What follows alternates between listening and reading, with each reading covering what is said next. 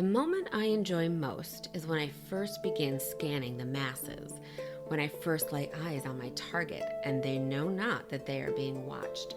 They act without thought, smile without agenda, laugh as though not a soul is listening. I know what this must sound like. It sounds disconcerting. I am aware, but I am by nature disconcerting. There are moments in which I can be delightful too. I speak many languages. I have traveled the world twice over. I can sing the entirety of Verdi's Aida without the need of sheet music. Do I not deserve a modicum of consideration for these and many other achievements? I would like to think so, though I know it is to be impossible. Demons should not be granted the indulgence of men. So saith man, at least. That's a quote from The Beautiful by Renee Ahdieh. This is YA Book Chat, and I'm your host, Leah Stuhler.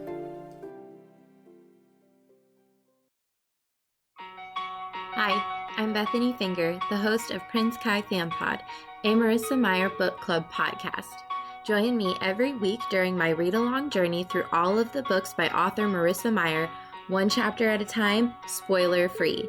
Each episode will feature a different guest, new fan art, and laughter and joy through reading. You can find Prince Kai Fan Pod on Apple Podcasts, Spotify, Google Podcasts, and all other listening platforms. And now, back to the show. Hi, everybody. Welcome to another episode of YA Book Chat. Thank you so much for being here and for listening. And I would especially like to say thank you to my Patreon members for helping support my podcast. And I have a brand new Patreon, Bethany from the Prince Kai Fan Pod. So I just want to say thank you to her.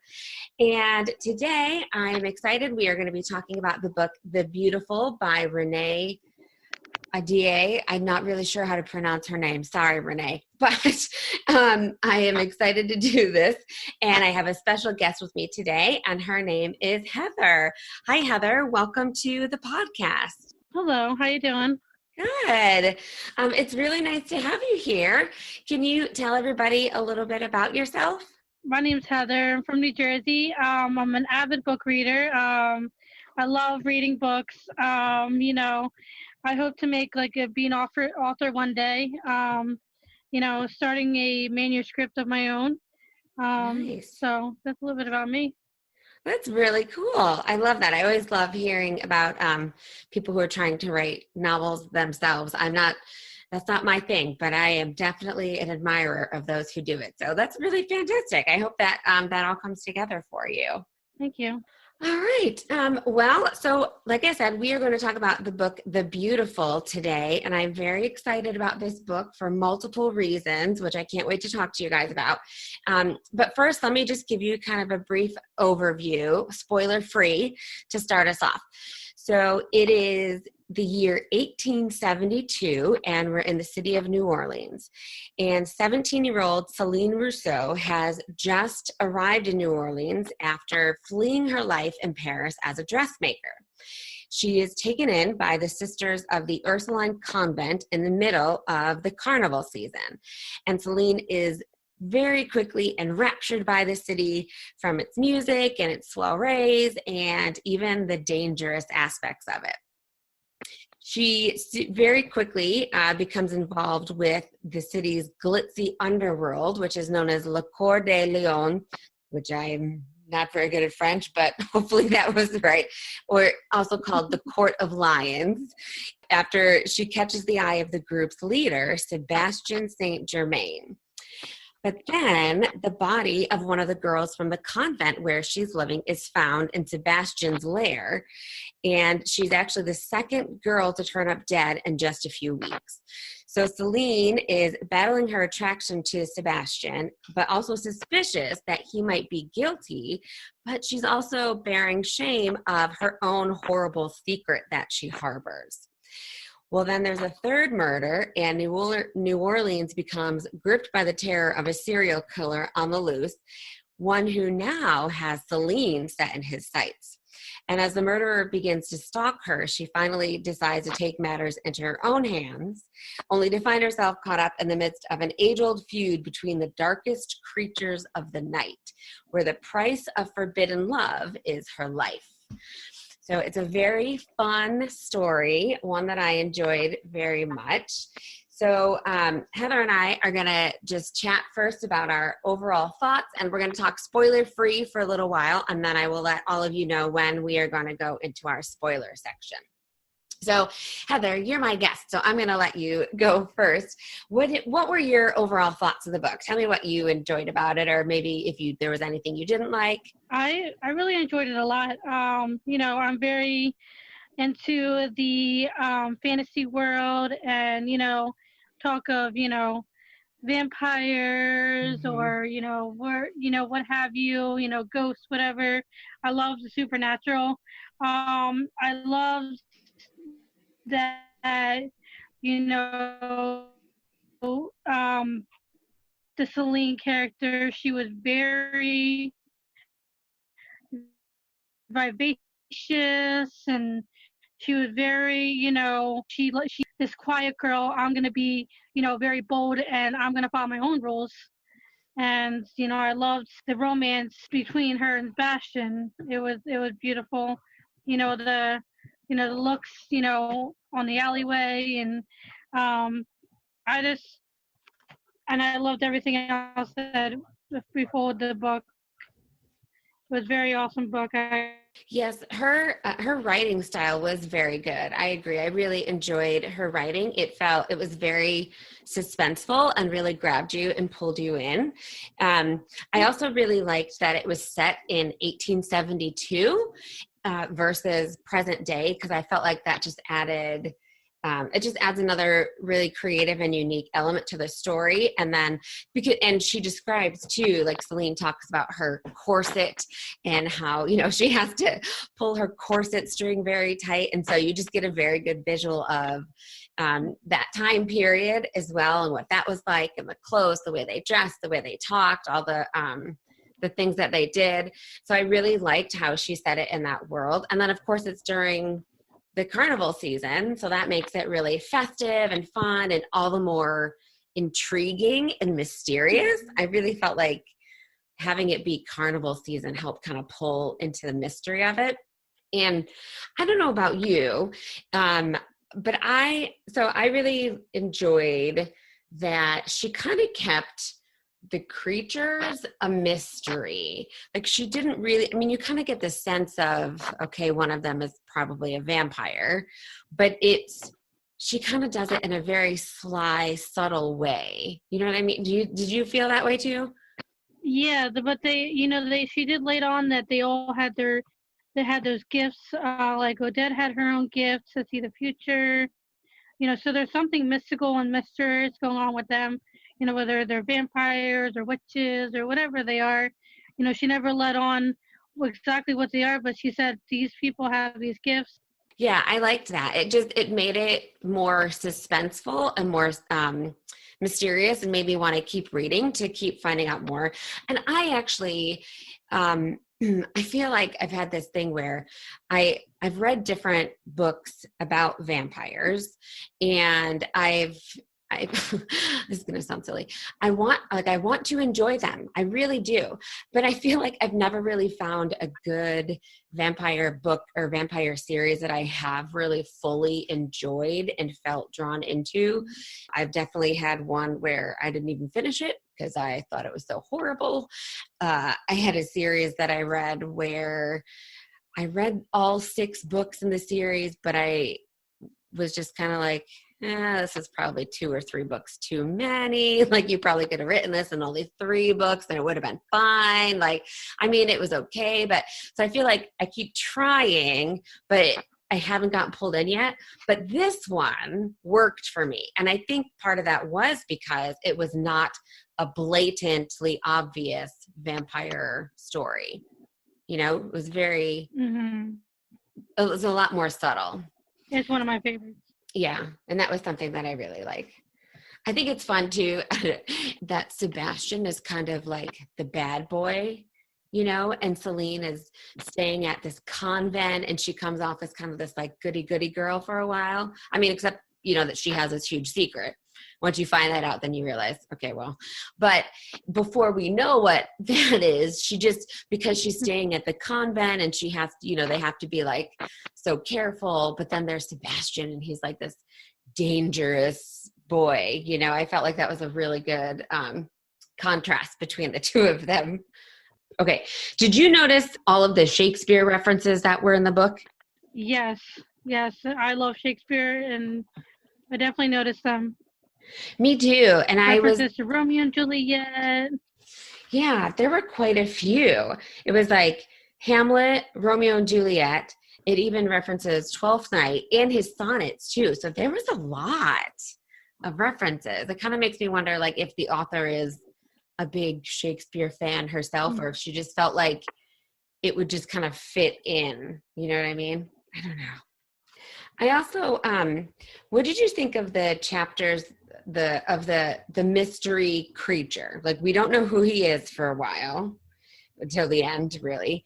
Did you like having his chapters the way they were? Because the story is told in third person, but then we have his like first person narrative from his perspective chapters, and he's kind of like this dark creature sulking in the background. I don't know. What did you think of his chapters?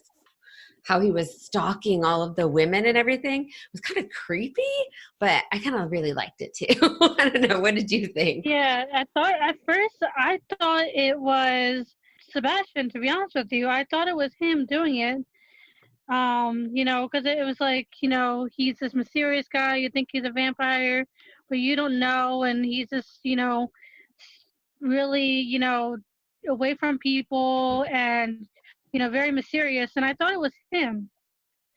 So Yeah. it was definitely like, when you find out who it really is, you're definitely like, oh, it's not him. He's actually, kind of like this guy, in the story. Yeah. It was really cool. I really liked that she did that. I liked having like kind of the bad guy's perspective, because you don't get that all the time. And so it's always fun to kind of see that side of things as well. Yeah, I don't know. I enjoyed it. All right. So let's move on to some more detailed, in-depth discussion with spoilers. So for those of you listening, if you have not yet read The Beautiful and you do not want it spoiled for you, then I suggest you stop listening here and then read the book and listen to the rest of the episode after you have read the book. Or, of course, if you've read the book already, please continue listening. And if you just don't even care about spoilers, then by all means, please keep listening. All right. So, Celine's secret. She carries around this huge secret, and it ends up being that she had this man who she killed. And at first you're like, she killed somebody. And you don't know why. And so it seems like, how did this young, like 17-year-old girl kill somebody? But then you find out it's because he was like raping her. He was trying to rape her. And you're like, oh, okay, well, that's fine. Like, it's self-defense. I feel like I was like, you're totally justified in that. It's okay. I don't know. What did you think? Her secret.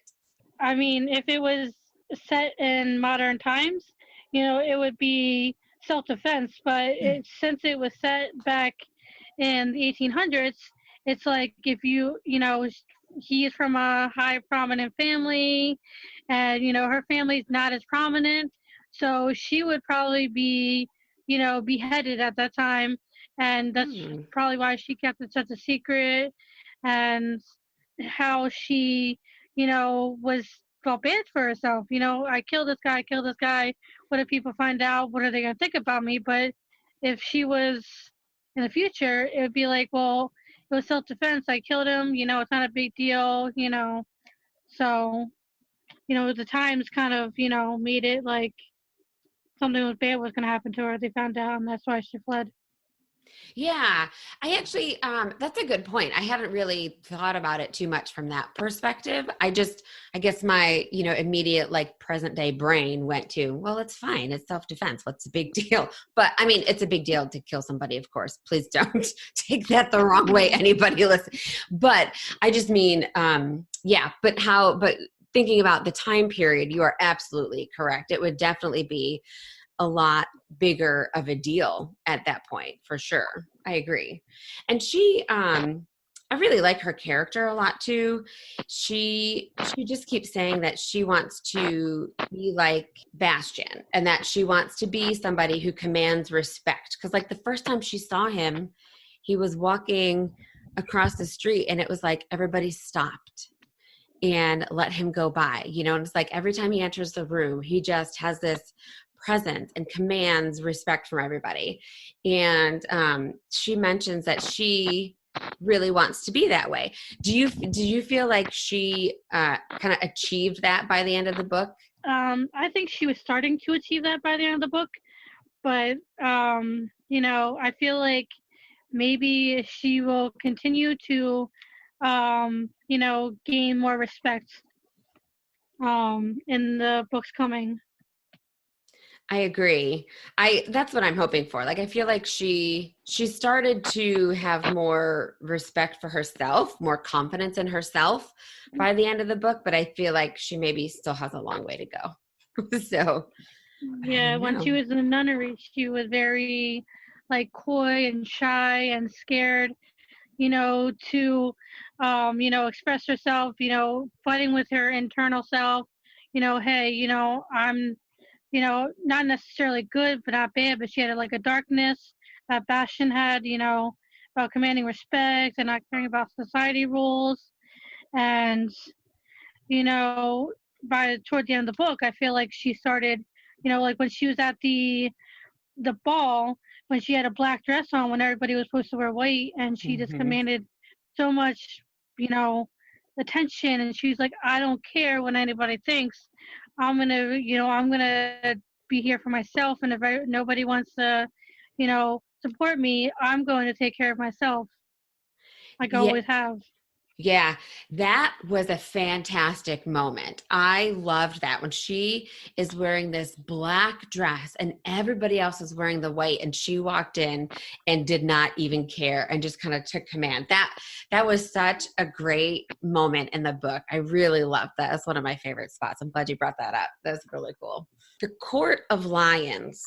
Okay, we kind of briefly mentioned them, but I felt like so confused by them a little bit because we get different like definitions of them, right? Because Bastian kind of when Celine is like, she says that she feels like they're otherworldly, but she doesn't really know what they are, right? And she asks Bastian, and he kind of like beats around the bush and doesn't really tell her. And then where is it? Oh, Odette tells her, she says, they're simply illusions performed by those with skill based on like the different things that are happening when Celine and, is it Pippa? What's her name? What's her friend's? Yeah, Pippa. Pippa. When Celine and Pippa go there for the first time to measure Odette for the dress, and they see all these things that they've never seen before. And Odette's like, oh, they're just illusions, And it's just funny because they're described in so many different ways. And then Bastian says to her, I am flipping through my book here for my note. So Celine says, what manner of creature are the members of the Court of Lions? Because I don't believe any of you are human. And I love that. But he just gives her this explanation. Like he says, Odette makes all things possible. Our John is a weaver of words. Nigel balances the banker's scale. Jay eliminates any dead weight. Boone finds things that wish to remain hidden. Madeline puts those things to work, all while Hortense cavorts in the background. And then he says, and my love of snakes notwithstanding, I'm as human as you are, which was probably the only statement in that entire thing that was true. I mean, I feel like he gave her kind of like job descriptions versus who they really are, because I don't believe that either. I feel like they're all different creatures too. What do you think? I don't want to spoil anything, but Okay, well, they're definitely different. Definitely different skills. Yes, like if you read the story, Odette can read the future. With the prophecy that I was talking about earlier about yeah. Celine. You know about the Court of Lions and this other group. They're both going to be at her feet. She's going to team both those the rival group. So and as the other ones, definitely they have different skills. And I think the truest statement, without even getting to what they really are, vampires, whatever, is that definitely Bastion human. So that's Yes. definitely, like, you gave it away. Definitely human. Yes, and because his uncle Nicodemus says that as well. He kind of confirms that, and I think Nigel confirms that too later on, saying that Sébastien is human. But it's so that at least is made pretty clear. And just so everybody knows, Heather has read the next book in the series. I have not yet, so she has some extra insight that I'm not privy to just yet. But that's okay. I'm gonna get there hopefully soon. But yeah, so. Yeah, so he's definitely human. I definitely don't believe that any of the other of them are human by any stretch of the imagination. I mean, we find out that Nigel isn't. Okay, so Nigel ends up being our mysterious creature who's killing all the ladies and who's haunting Celine, and he's the vampire, which I loved. Okay, I need to ask you this. Now, don't tell me who it is, but in the second book, is it revealed who his sidekick is? Yes. Okay, good. Because this was bugging me. I have an idea, and obviously don't tell me if I'm right or wrong, but my idea is that Michael, who's actually the detective, is his sidekick. And I say that because it seems to me like his sidekick, who's in these chapters with him, kind of has some inside information, and he's been around. It seems like he's been around Celine and the Court of Lions. So he would have to be, and if Nigel is the vampire, it's got to be somebody else who's involved too. But I don't feel like it's somebody else in the court. I will give you a clue. Okay. I'm not gonna say exactly who it is, but Michael is part of the Brotherhood, as they explained in this book. It is somebody in the Brotherhood. Okay. That he's working with. I just goes to the Court of Lions. So. Okay. I can't wait till I can read the second book and I can find out. It kept that is one thing that kept bugging me. I was reading it and I'm like, who is this person? I have to figure this out. But I don't actually trust Michael very much. I don't know why. He just rubs me the wrong way, and that's maybe why I'm also suspicious of him. I feel like he was not so nice the way that he treated Celine when he first met her, and he was interviewing her and asking her all the questions about the death of the girl from the convent when they were there. And then I don't know, but then at the very end of the book, after she makes her stupid deal with Nicodemus to forget Bastion in order to save him, when she wakes up, Michael is right there, and then he's acting all sweet and lovey-dovey, and I'm like, I don't know about this. This just seems kind of sketchy. I don't know. When you first read this, did you kind of have that impression too, or did you like him? I kind of it wasn't that I didn't like him. It was that, in the book, the first one, he talked about Bastion doing something wrong to him, which I forget if they explained it in this one or the next one, but he did something wrong and he's just really angry with him. So okay. I think he's definitely, really not for, he's going to seem like the bad guy, really hurt him in the past.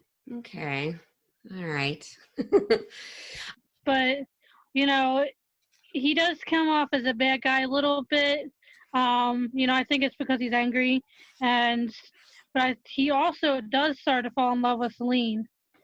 So, when he's It was when hard to tell, but I thought, well, maybe he does. I mean, his grandmother mentions it toward the end when, she's locked up in the police headquarters and says, talking about how Michael keeps talking about this girl and, That's right. and you kind of get the gist that it's her and he's starting to fall in love with her. Yeah, that's right. That's right. There's a little bit of a love triangle right there. Yes, that would be very interesting. Well, and especially now that she made the deal with Nicodemus and she's not going to even remember that she had feelings for Bastian.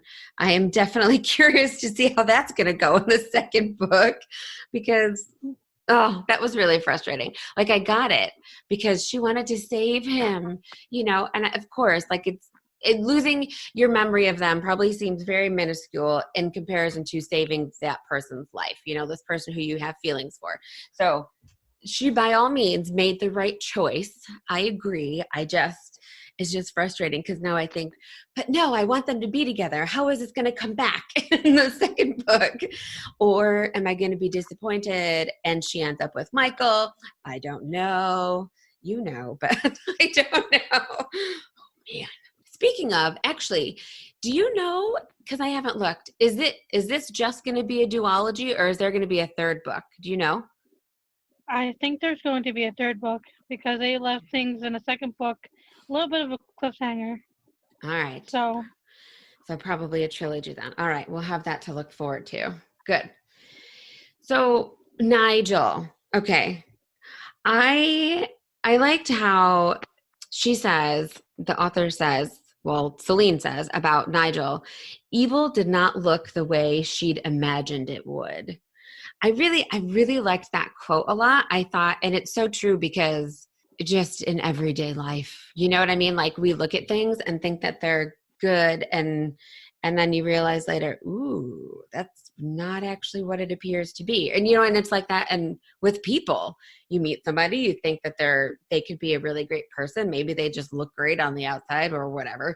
And then you get to know them and you're like, ooh, you're really a nasty person. And I don't like you, So I felt like this was such an awesome revelation for Celine, but it's just a really good life statement. Evil does not look the way she imagined. I thought that was really cool. I kind of have, so I guess this would be a question for you to help me with too. Although, again, don't tell me what happens in the second book, but so Nigel says part of the reason that he's doing this is that he's angry about having to guard Sebastian because Sebastian's family is all dead. So except for his uncle, Nicodemus. But it's like, so Nigel and the court of lions are supposed to be kind of like their sole purpose is like to take care of Sebastian. But I feel like there's got to be more to this, right? Like he can't just hate him for that reason. Is there more background to this?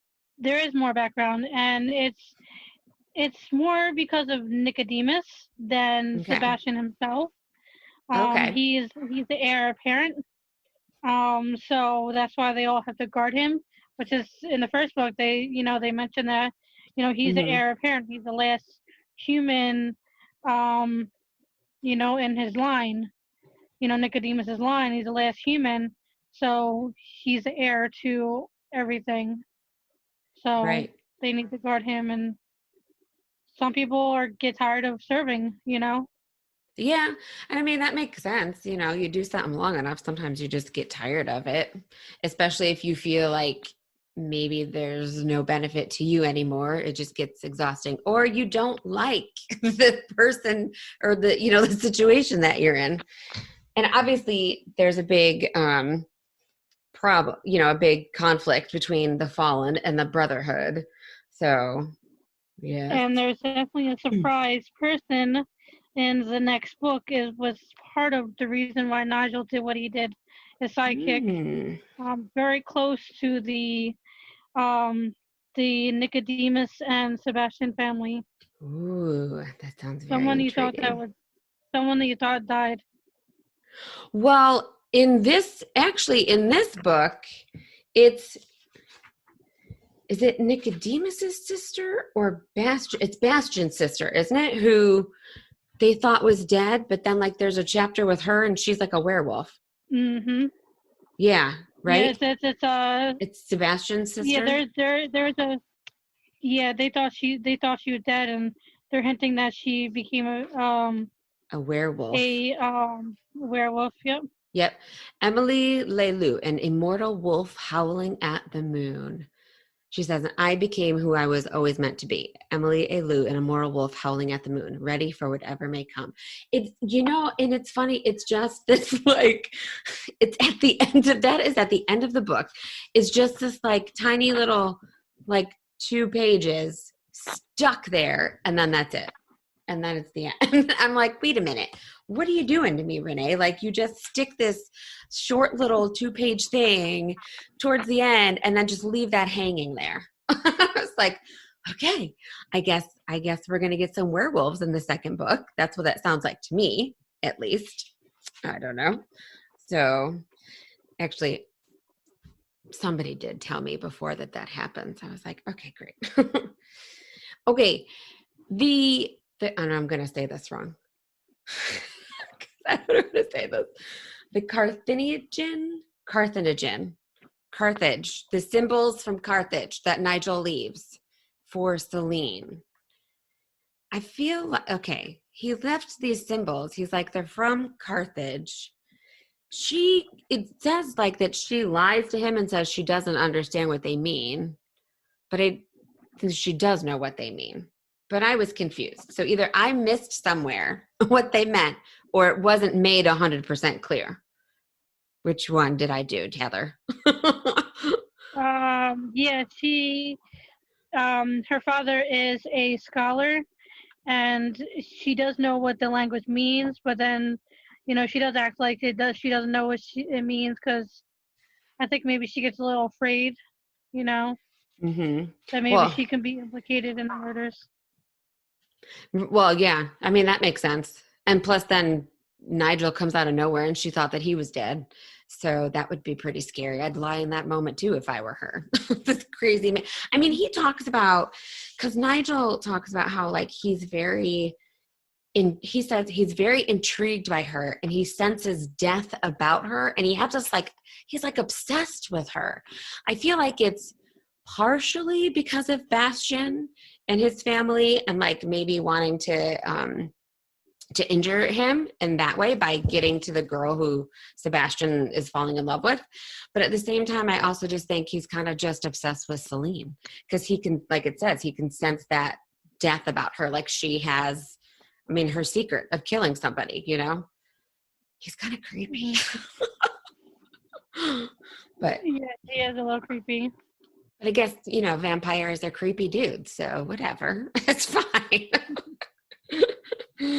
It's fine. I was trying to figure out Nicodemus a bit too, because we hear about him, but we don't really see him until more towards the end of the book. And I don't know, he kind of bothered me a little bit. I know there's going to be a lot more there, I'm sure, with the second book, but it was just kind of like, he swoops in and he's like, no, Celine, you have to stay away from Sebastian. He's the only human left. I have to protect him. You cannot be with him. Go away.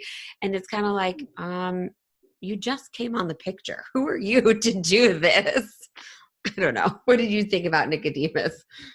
They mentioned in the book about, this Winterlands, that, that somebody, a rich man came over to the Winterlands, I think it's called the Winterlands, and paid his way to be a vampire, and now he's a king. And I feel like, even though they didn't mention in the second book either, I feel like that's Nicodemus. And he's the reason why they are away from this Winterlands. Everything is his fault, and a lot of people are angry with him for this, and he's, very evil. That would make sense. Yeah. If you do something like that and you kind of ruin something for your whole people group, I could see why people would hate you and you'd be considered the bad guy. So it's almost like I almost feel like we have two bad guy groups kind of fighting against each other. Like, I don't really know who the good guy is in this situation. That's kind of because I feel like with this first book, I felt like, she painted us this picture of what was happening in Celine's story and Sebastian's story, but we don't really have all of the background. We don't have all the pieces to the puzzle.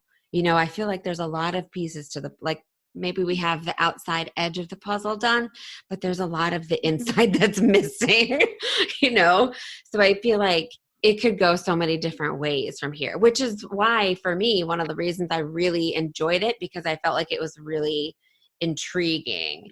I liked, for some people, I feel like that could be really annoying, not having all those puzzle pieces. But for me, I felt like it was really intriguing, and it kept me interested. It kept me more interested.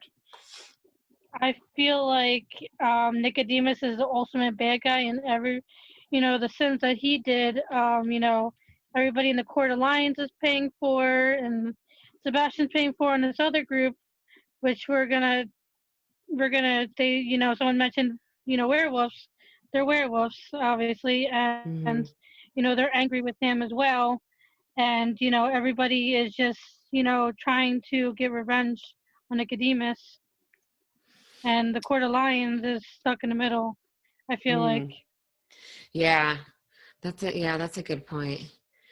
Well, it's going to be interesting in the second book. Well, you already know, but when I get there.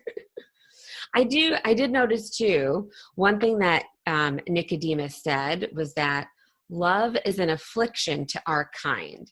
So he says that to Celine, but what was interesting to me is he's saying that to her as in whatever kind of creature he is, and the vampires and whatever, that love is a bad thing for them and it can kind of cause their downfall, which seems to actually be kind of a theme in a variety of vampire books that I've read. But here's my thing with that. Sebastian is a human. He's not a creature. So is it just not necessarily that love is bad for him, but the threat of him, if he's in a relationship with somebody, with a human, could that threaten the family? You know what I mean? And the court. I feel like Nicodemus is jealous and he wants to keep him for himself. That's good. That could be too.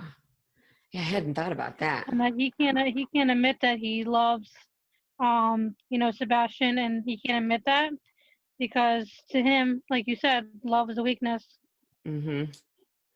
Why is that? I feel like all these vampire stories I've read, this is what happens. They're I can't be in love with you because of this. This is a weakness. And I'm like, why?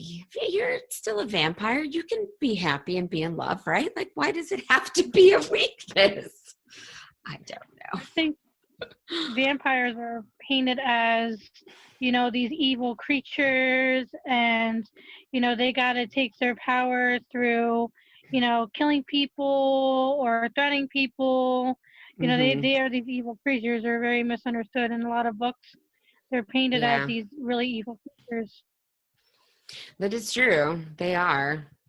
And I mean, so the one series that I read, it was there were two types of vampires. So there were good vampires, but then there were vampires who were really nasty and mean and would just kill just because, and they were evil and the bad vampires.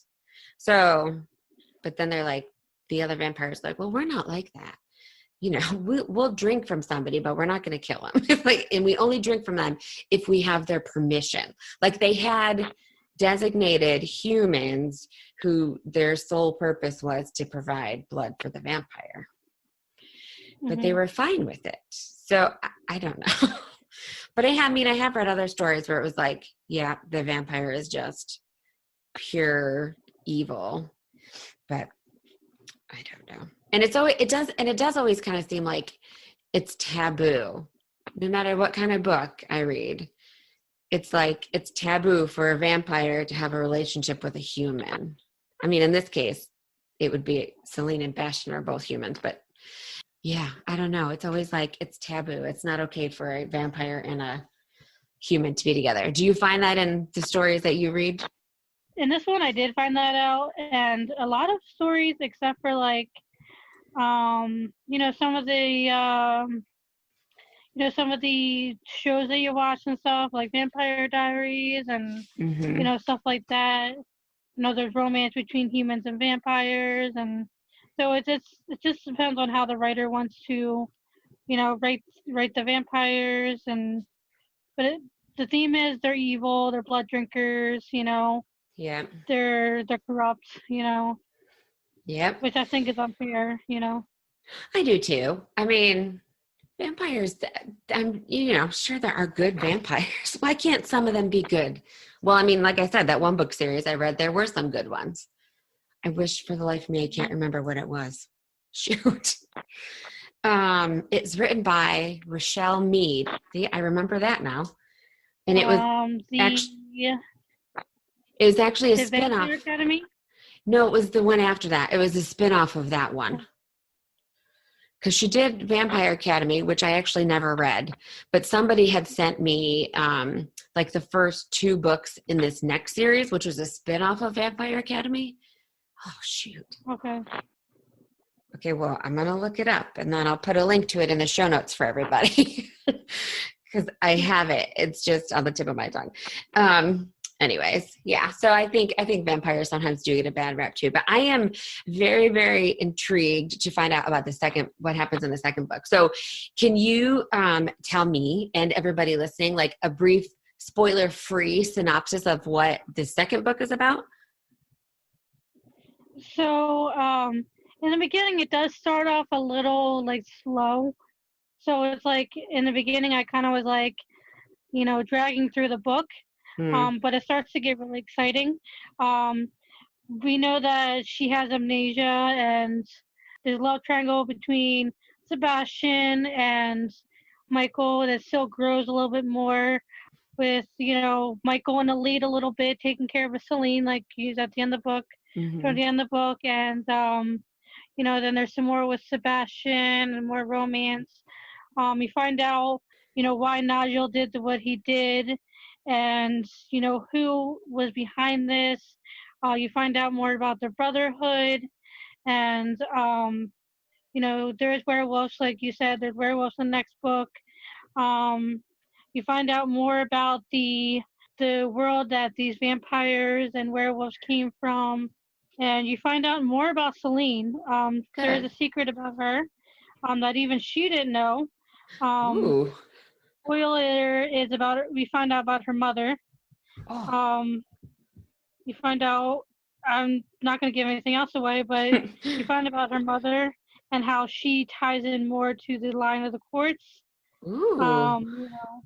And how she's, it was destiny that she was drawn to them no matter what. So, and you find out why. And drawn to Sebastian. Oh, okay. I am very, very much more intrigued now. I'm very excited. I feel like there's going to be a lot more puzzle pieces coming in this one, and it's going to be fun. It sounds really good. I'm going to need to get on that soon. My problem is I just have like a stack of books to get through. Yeah, right now I'm reading the Inheritance Games. I'm in that book right now. It's pretty good. Who's that by? It is by Jennifer Lynn Barnes. So it's a new book. Okay, cool. I've not heard of that one. I am in the middle of reading both Ash Princess by Laura Sebastian and Instant Karma by Marissa Meyer. Although by the time when this episode comes out, I should have finished Instant Karma at least. And then I think after the 2 of those, I think next is The Starless Sea. That's what I'm reading next. Because I have not yet read that one either. So, yes.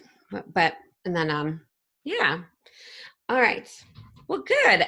Did you have any other thoughts or anything else you wanted to share about the book? If you like this book, I would read the second book. Just be very patient with it in the beginning, because, toward the middle and the end, it's going to be like really, really awesome. You're going to be like, you're not going to want to put it down. You're going to read the rest of it within a couple hours. Oh, that sounds so good. Through the beginning. I hate that. But it's fine. I'll do it. I'm sure it sounds like it'll be really worth it just to get through, just to suffer through that. So, all right, good. All right. Well, thank you, Heather, so much for coming on here today and talking about this book with me. I had been really wanting to cover this book for a long time, so I was very excited when you said that you would do it with me. So thank you for being here today. Thank you for having me. Of course. And thank you, everybody, for listening. And you can check the show notes I will link to this book from today and that other vampire series that I was talking about that I cannot for the life of me remember the name of. All of that will be there for you in the show notes. Thank you so much for listening, and come back. My next episode, I'm going to be having a very special, well-known author guest on my podcast, and you are not going to want to miss it. So thank you, and we will chat again soon. Today's episode featured the book The Beautiful by Renee Ahdieh. Please be sure to check out YA Book Chat on Instagram and Facebook, and don't forget to subscribe to get your episodes as soon as they are available. And if you would be so kind, please go ahead and leave a 5-star rating and a review. It really helps get the podcast noticed. And don't forget to check out YA Book Chat's brand new Patreon. There are lots of amazing perks and benefits there that you don't want to miss out on. YA Book Chat was created by, is hosted by, and edited by me, Leah Stuhler.